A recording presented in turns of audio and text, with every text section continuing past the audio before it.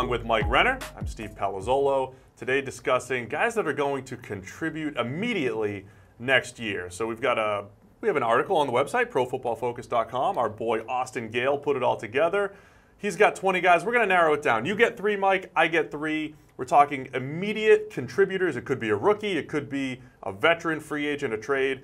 So let's start. Who's going to step onto the field and immediately make an impact in 2018? And Suh. I don't think there's anyone else in the NFL who's going to make more of an impact on their new team because we've just never seen a duo on the interior like Aaron Donald and Suh, both top 10 players at their respective positions in the NFL, and under Wade Phillips, who has been known for his ability to harness those sort of talents along his defensive line, give them free reign to make plays. Suh maybe slowed down a little bit in 2017, only 43 pressures a season ago, but a lot of that's because he's played a ton of snaps and he's played for a team last year that really was out of it for most of the year. So Suh, not really known for his high motor, but I think he goes to the Rams. He's rejuvenated, playing alongside Aaron Donald. They're just going to wreak havoc. Yeah, he'll be motivated next to Exactly. Donald. And here's my thing with the Rams. Donald and Suh are potentially so good that they're a top 5 or 6 pass rush team in the entire NFL with maybe the worst edge defenders in the league. Yes. That's how dominant those guys could be. I'm going to stay in the trenches with my first guy. It's going to be Cordy Glenn, offensive tackle, going to the Cincinnati Bengals.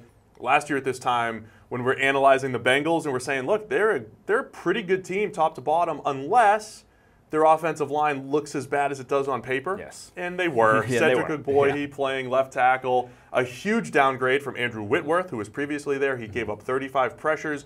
And the good news for Bengals fans, Cordy Glenn's only given up a career high is 30 pressures. And he did it on 400 fewer snaps than Ogbuehi. Yeah, it's basically like the difference that they went from Whitworth to Ogbuehi is now the difference from Ogbuehi to Cordy Glenn. Like they're going absolutely. right back to that quality play they had left tackle, which is huge, and we saw how much that affected Andy Dalton last year. Yeah, so the Bengals, they just needed to creep back toward average on the offensive line. Cordy Glenn helps them do that. Give me another name, Mike. My next guy, Richard Sherman, cornerback, 49ers. The Seahawks didn't get rid of him because his play had slipped and because of the Achilles. They got rid of him because they just simply couldn't afford him. They just did not have the money to pay all those guys on that defense and Russell Wilson now. So they cut Richard Sherman. It's the 49ers gain because, like I said, his play hadn't slipped. He was still 6th in terms of receptions allowed per coverage snap a season ago. The catch rate against allowed 46.3.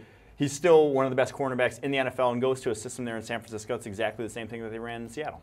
Yeah, he still has plenty left in the tank. And when you look at San Francisco's corners, Akello Witherspoon, I love his potential, but he was the 41st ranked corner in the NFL last year. That was their best guy last year. And you pair him with Richard Sherman, and all of a sudden it's a pretty good-looking group.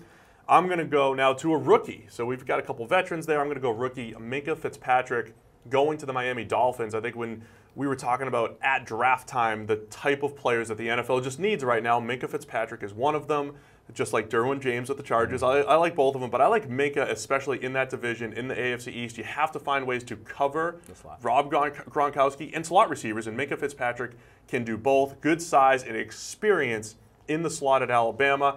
And as our analytics guys have showed us, that slot experience going from college to the NFL, if you do it well, it translates pretty well. Well, and the Dolphins just could use any sort of talent there in the back end. They've had a rough secondary now for a handful of years.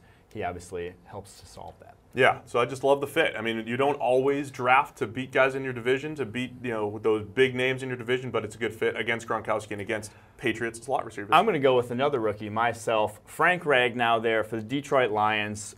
Played center last year for Arkansas, but has played guard in the past as well. Was our top-ranked center in the draft.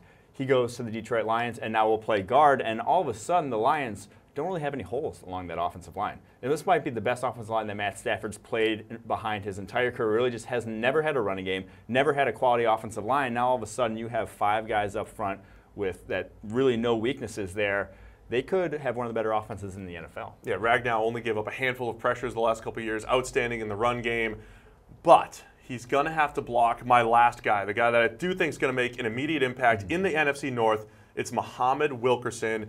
Similar to Suh, like you were saying, maybe you lose a little of that motor down the stretch, and when the team's not playing well. At his best, Muhammad Wilkerson's a top 5 or top 10 interior defensive lineman. You throw him into the mix in Green Bay next to Mike Daniels, next to Kenny Clark, and these guys. It's one of the better defensive lines in the NFL now.